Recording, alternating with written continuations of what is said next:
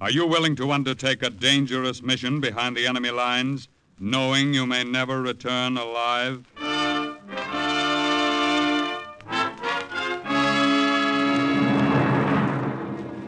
What you have just heard is the question asked during the war to agents of the OSS. Ordinary citizens who to this question answered, yes. This is Cloak and Dagger.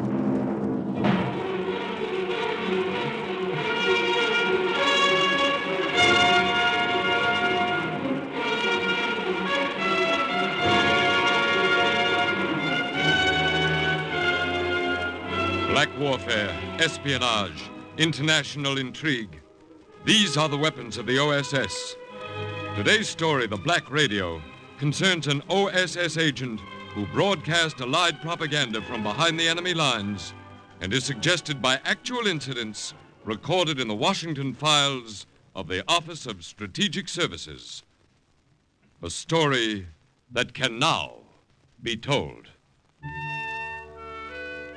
It was one of those quiet days.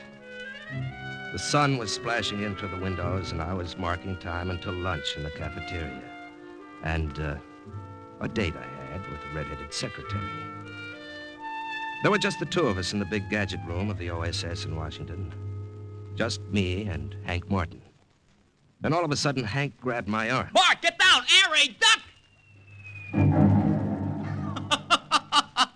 Okay, what's the big idea? Oh, boy, I wish I had a camera just then. Brother, did you look scared? All right, what was that thing you just threw in a wastebasket? Just a little noisemaker. Great if you get in a tight spot and want to start a riot. All right, look, let's start from the beginning, huh? How does it work? Well, like you see. It's not very big, just about the size of a lemon. Easy to slip into your pocket. All you do is pull out the cap and throw it, and when it explodes, pow! We call it the Hedy Lamarr.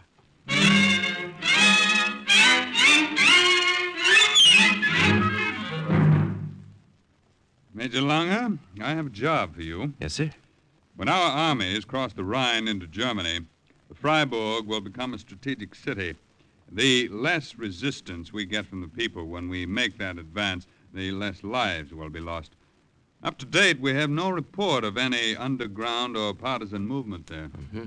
And OSS wants me to go in there with a black radio and soften them up. Is that it, sir? Right. Cut in on the Nazi local stations. Broadcast the information we want them to get. Mm-hmm. Another of our agents infiltrated that area over 3 months ago to get acquainted with the city and locate suitable hiding places for the radio. Of course, sir, it'll have to be moved every time we use it. Yes, that's right. Now, we haven't heard from our agent since she was sent in. We didn't want her to run the risk of trying to contact us. Did you say she, Colonel? That's right. Have you any objection to working with a woman, Major? Oh, no, sir. I mean, no, sir. Hmm?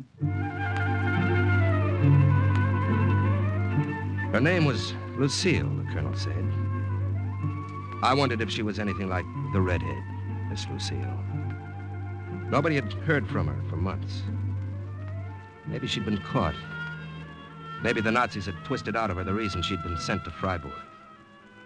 Maybe I'd have a reception committee of Germans waiting for me.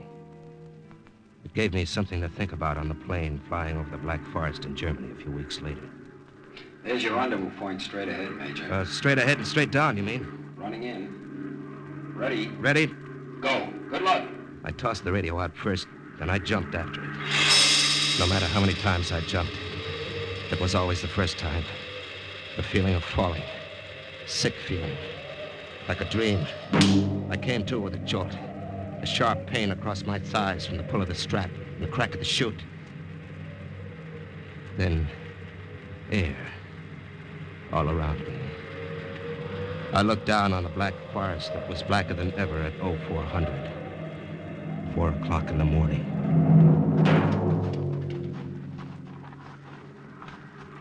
There were no Germans waiting. But no Lucille either. There was nothing but a foreign country. And up above, the plane faded away. Then it was gone. And I was alone.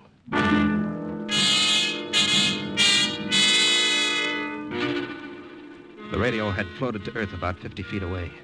I checked it, made sure it was all right, buried my parachute, and wondered what to do next. There was a milk wagon coming down the road. I could hear the milk cans swaying with the movement of the cart. I could see a shadowy figure holding the reins. I dragged the radio behind a clump of bushes, and then I waited for the wagon to pass.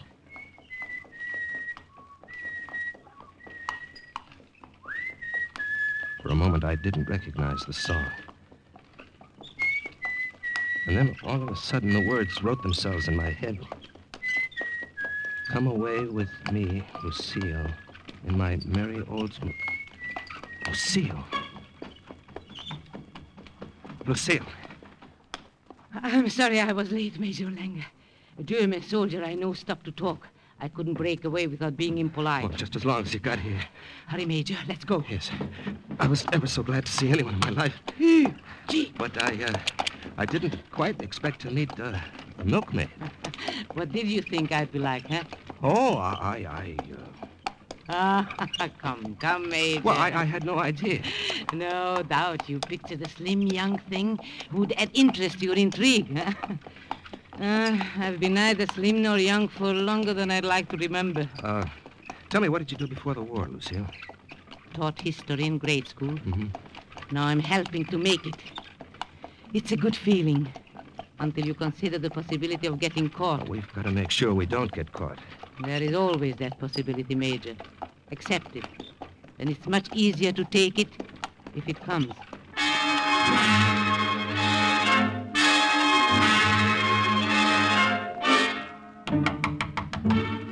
Yeah? Who is it? May I come in? Well, what do you want? It's your neighbor across the hall. I wish only to make your acquaintance. My name is Gruber. Am I disturbing you, Herr Langer? Well, you know my name, I see. As a poor old widower, alone in this world with very few interests outside of the future of the fatherland, that is, I make it my business to know everyone in this roomy house. Oh, do you? You arrived in Freiburg only a few days ago, Nein? That's right.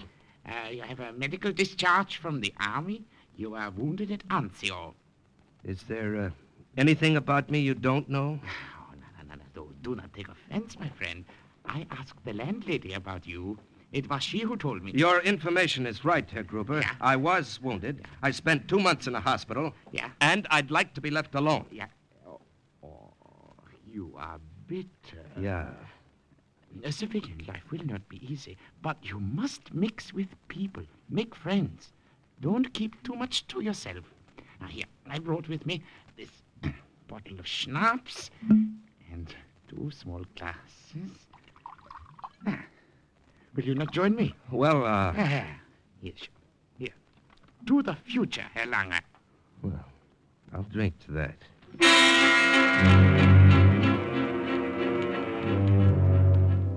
There was something about the old windbag who rented the room next door to me on the 3rd floor that I didn't like. I couldn't put my finger on it. Maybe it was the way his eyes, like patent leather buttons, kept darting around the room.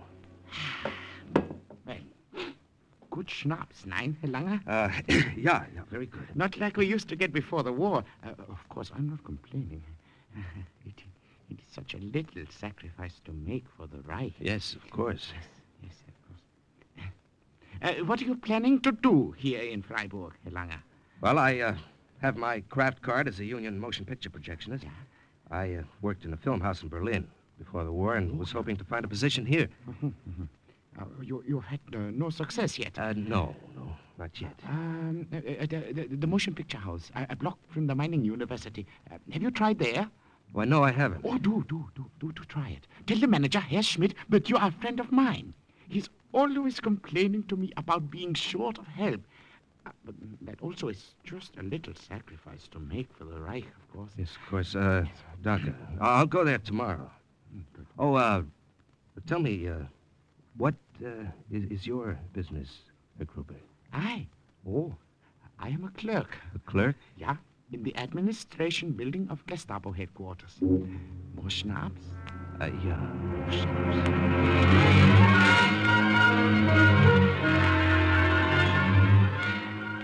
I may not have liked the old windbag, but I took his lead anyway.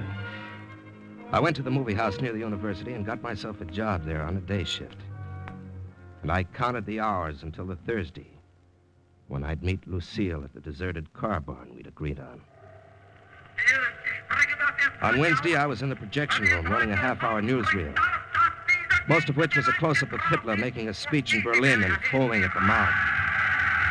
I looked down over the heads of the audience, wondered if all of them were as enthusiastic about the Fuhrer as they pretended to be, wondered how much it would take to push them into starting their own underground, wondered how many of them would be listening to their radio the next night, listening to me. Herr Langer. Yeah, Schmidt? I came to tell you... turn that speaker down, will you? Yeah. I came to tell you you only have tomorrow afternoon off. Tomorrow afternoon, but I don't understand. Zerbrechen Sie sich nicht den Kopf. I will want you tomorrow night instead. Oh, but tomorrow night is impossible. I mean... Langer, you have a good job here. If I ask you to take the night shift this once, I see no need for argument. Oh, but, you see... Is what you have to do that important that it cannot be postponed? 9, Schmidt. Not so important.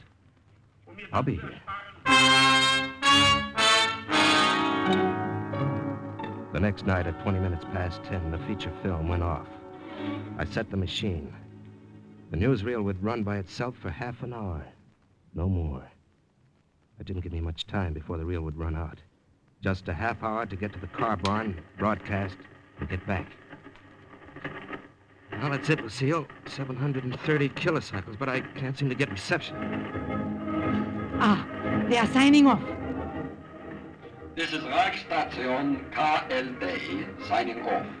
Until tomorrow morning, Heil Hitler. Well, here we go. Keep your fingers crossed. Don't turn off your radios, people of Freiburg. This is for you. I am your voice of freedom, bringing you news as it actually exists, not as the propaganda ministry would like you to believe. Mark, that's good. Wonderful. It wasn't 50 sons of Freiburg who died at the Anzio beachhead, but 500. You mothers, wives, sweethearts who have not heard from your men. You think the mails are slow? Is that why you haven't received letters? Your men will never write again. They were killed at Anzio. Women, they are taking your men away. What do you have for compensation? You have no food. You're cold.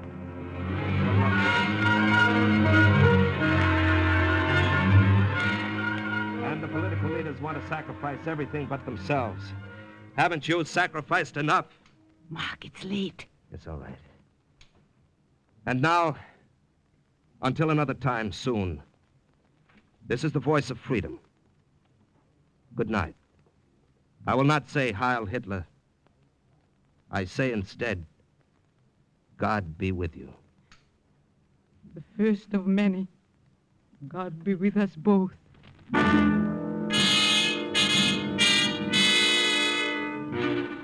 We dismantled the radio. I lifted it into the back of the milk wagon, ran as fast as I could back to the theater, and slid in through the side door. And then I heard it. Hey, Langer, where were you? Oh, Herr Schmidt? Well, What business had you to leave the projection room during the newsreel of the Führer? I only hope the authorities do not hear of this. Our leader cut off in the middle of his speech. Where were you? Where was I? I was in the washroom. I was just going up to see if you had fallen asleep. Also, let's go fix the machine quickly. When did this happen? Happened just a minute ago, natürlich. It's a wonder you couldn't hear all the disturbance from the washroom. Also, mach schnell, los. Yeah. I ran up the stairs to the projection room. God must have been with me that first night.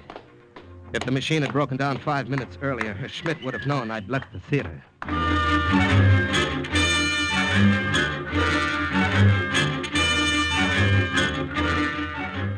The next week, and the next, and the next, we were on the air.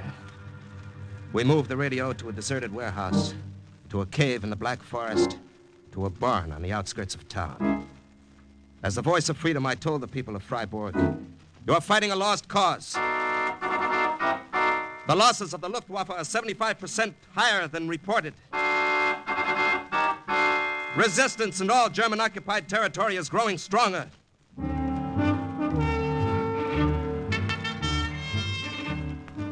People in the city looked the same.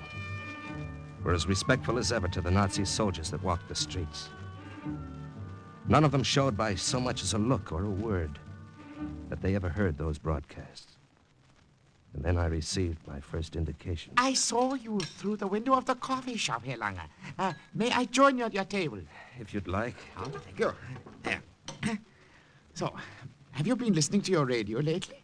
I have no radio. Oh, if you get one, then, I advise you not to listen to Reichsstation KLD. Oh, why not? Because the Gestapo will arrest anyone caught listening to the man who calls himself the Voice of Freedom. Oh, what does he talk about, this Voice of Freedom? Oh, it's nonsense, of course. Allied propaganda nonsense. You sure you have never heard him? I told you, Herr Gruber, I have no radio. Oh, but of course. I forgot. Why is it, Herr Lange, I have the feeling I've seen you somewhere before? It was ridiculous to suppose that he had ever seen me before, but he told me one thing. The people were listening. And the Gestapo was looking for me. Unser Führer wird uns siegreich aus dem Krieg bringen. Turn it off, Mark. Mark, with that cough of yours, perhaps I'd better broadcast tonight. No, I'll be all right. People of Freiburg, this is your Voice of Freedom. I want to tell you, my friends, how step by step Hitler has developed his program. Step by step he has carried it out successfully. First he took our men and destroyed them. And now Hitler is destroying our cities and our factories. Allied bombings will destroy all Germany. Our men are already dead in 100 battlefields. This is the Fuhrer's greatest achievement for Germany. He is accomplishing it all in less than 12 short years. 12 short years of Hitlerite success. They are jamming the radio, Mark. You'd better sign off. It's all right. This is the Voice of Freedom saying good night. I will not say Heil Hitler. I say instead, God be with you. I'm afraid they may be closing in. Yes, Lucille, it's the first time they've jammed our broadcast. We'll have to move fast. Dismantle the radio and get out of here. The wagon is right outside. Hurry.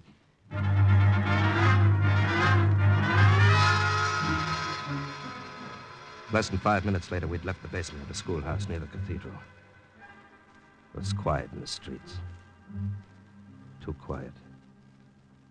As if the city were holding its breath. Waiting for something to happen. Good night. Until Friday. You know the place. Yes, let me take the radio tonight. Oh, walk back to your room with it under your arm. What foolishness. Yes, but Lucille, you always take the risk of being caught with I it. have the milk wagon to hide it. And the barn to bury it. We'd better not stand here any longer. Good night again. And take care of that cough. I started to walk quickly in the opposite direction. If German triangulation had found the general location of the radio, the neighborhood would be swarming with Gestapo any minute. The headlights of the official car came out of nowhere around a corner and blinded me. Halt! Stay where you are! Halt! Halt! I started to run. Halt! Halt! I ducked into a doorway, up the stairs to the roof, across the roof, down some stairs again, back into the street. Somehow, I'd shaken them. I was free of them. I had to find somewhere to go, somewhere to hide. The movie house where I worked was close by. I went in through the side door. Hunched down in a seat, anonymous in the darkness. I was one of hundreds of people watching the travel. And then something happened to the film and the soundtrack went song.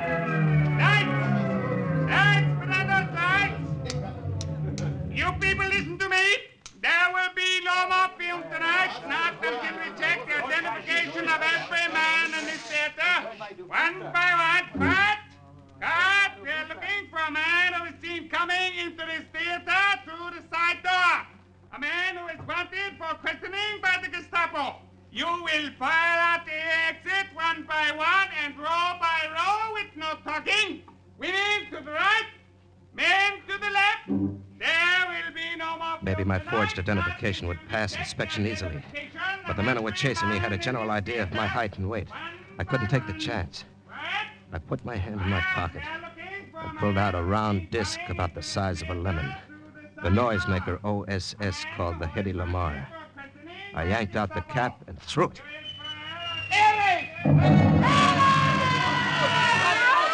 It started a riot, all right. The soldiers couldn't hold them back. They practically walked over them in their rush to get out. And I walked out, too, swept along in the tide of panic.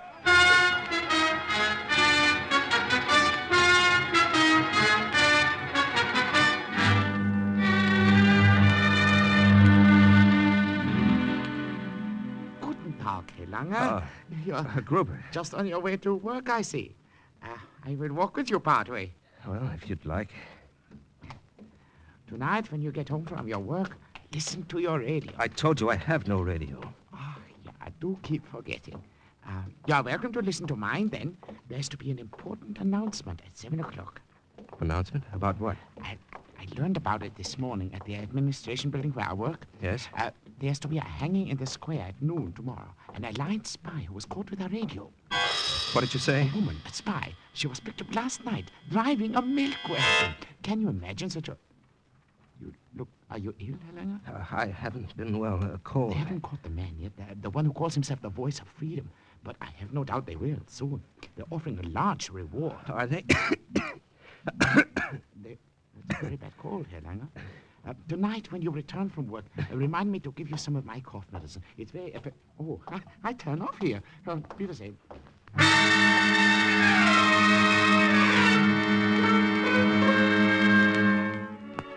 I didn't stop by for the cough medicine.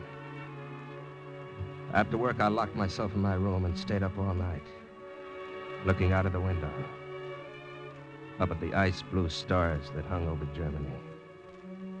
And I tried to think of something to do to help Lucille. Before noon the next day, I went to the square, but I still didn't have the answer. Isn't it frightening, Helena, the way an execution will draw the people like flies to honey? Is it fascination, do you think, of seeing someone else suffer? You tell me, Herr Gruber. You should know. You're here. So I am. But then, so are you. What? Whoa! Woman, have you anything to say before you die? People of Freiburg, remember what you heard on your radios. Remember what the voice of freedom told you. It was the truth. The truth. Your leaders are betraying you. Goodbye, citizens of Freiburg. I will not say Heil Hitler. I say instead, God be with you. It happened quickly. It was all over. And I hadn't done a thing to stop it.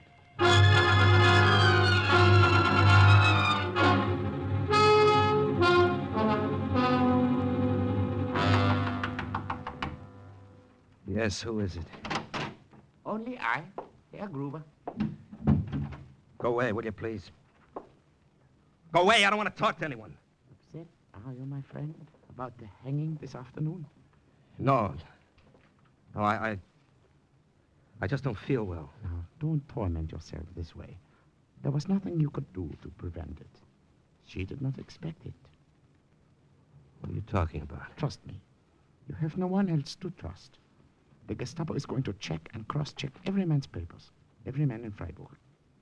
Are you sure you can stand a thorough investigation, Lange? Well, you're crazy. Are you accusing me? You are the voice of freedom. I suspected it for a long time. I was never sure. I was afraid to step forward soon. Now, look. No, listen to me. I know you don't like me. I have not liked myself for years. I'm afraid of my own shadow. Afraid to think. Afraid. But no longer. Herr Gruber, look. I am a discharged soldier from the Wehrmacht. I have your face looked familiar. It was not your face. But it was something about you. Your voice. I thought I recognized it. And then I started to think. I, who had been afraid to think for years. You came to Freiburg about the same time the broadcast began. You were too ignorant of what was going on. And then, yesterday, you coughed, as he had. And I was almost sure then. Now, to Yesterday, I watched your face when she was hanged. And then I knew. Herr Gruber. Trust me. You have no one else.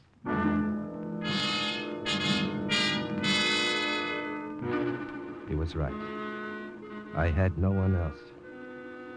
And I had to get out of Freiburg. Gruber offered to drive me across the bridge that night. From there, it would be only a few miles to the border of France. With his official pass from Gestapo headquarters, Gruber would be able to get past the guard. I got into the trunk of the car. It was open just enough to let me breathe. I still didn't know whether to trust him. There was a pretty big price on my head. The car slowed down when we reached the bridge. Let me see your identification. Here you are. Mm-hmm. What is your business outside of Freiburg? Official business for the administration. Fair. This looks all right. I have orders to search all cars. Well, you can see there's nothing in mine. Please, will you hurry? This is official business for the Gestapo. One moment, not so fast. What's in your trunk? The trunk? Well, go see for yourself. I have an American spy there. I'm smuggling him across the border. Don't be impudent. You understand?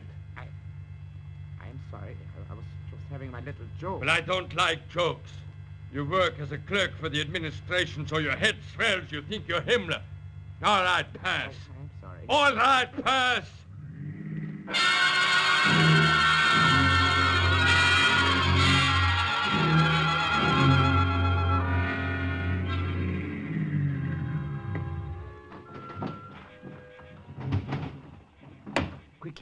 Quickly, get out here. I want to apologize for the things I thought when you told the guard what you did. It was the only thing I could think of at the moment that would prevent him from searching the trunk. Well, goodbye. Yes. And thank you, my friend. No, wait. Look, don't feel the woman died for nothing. She did not. You and she have given us the courage to look at ourselves in the mirror. We will continue to talk in whispers, yeah, but after you have gone, there will be many of us who will no longer think in whispers. Yes, well, you go. Goodbye. Wiedersehen.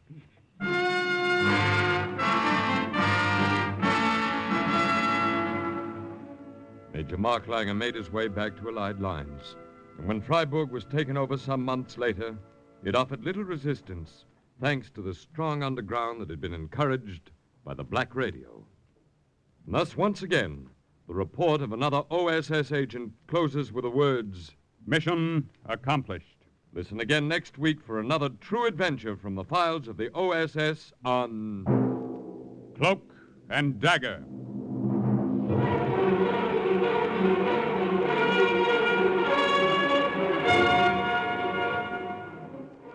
Heard in today's Cloak and Dagger adventure as Mark was Larry Haynes, Lucille, Lily Darvas, and Gruber, Barry Kroger.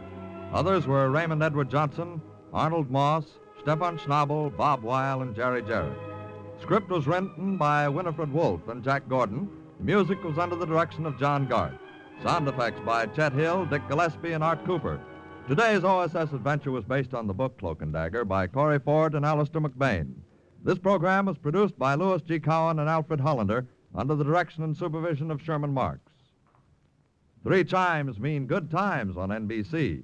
There's mystery and music tonight on NBC. The mystery is Sam Spade's latest case in which the romantic private eye solves the caper of too many clients.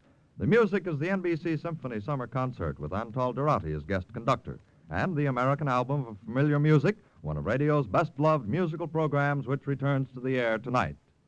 3 times mean good times on NBC.